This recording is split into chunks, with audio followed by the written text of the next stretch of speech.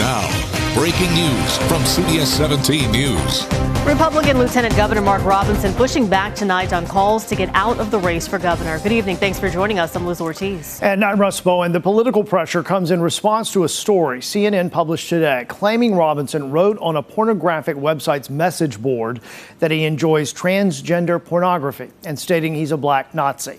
Some Republicans are so concerned that they've pressured him to drop out before ballots go out tomorrow. Our Capitol reporter Michael Hyland is live in Raleigh with the latest. Michael.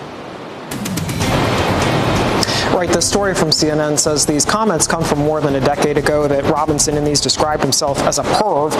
He is tonight dismissing all of this as, quote, tabloid trash, but many Republican sources that I've talked to say they are concerned about the potential he could have on other Republican candidates on the ballot, including former President Trump's chances of winning North Carolina.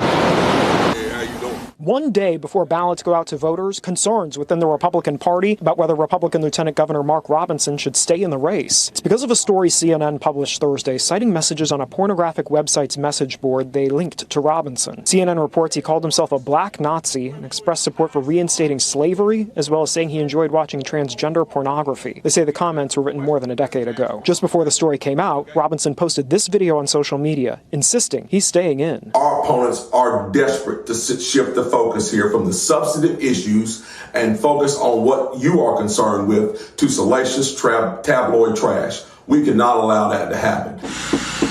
No one answered when a reporter knocked on his door. Several Republicans told us in anticipation of the story coming out, they were concerned about Robinson's viability in the race, and that some in the party were urging him to drop out. Wake County State Senate candidate Scott Lassiter, a Republican, publicly called on Robinson to suspend his campaign. Robinson refused. Instead, they want to focus on salacious tabloid lies.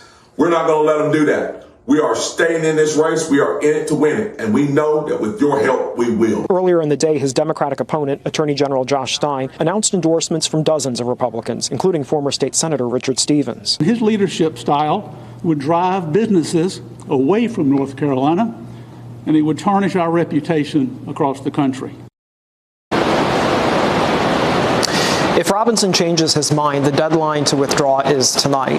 The Republican Party's State Executive Committee could then choose a replacement nominee, but Robinson's name would remain on the ballot, and in that scenario, any votes cast for him would instead count toward the replacement nominee.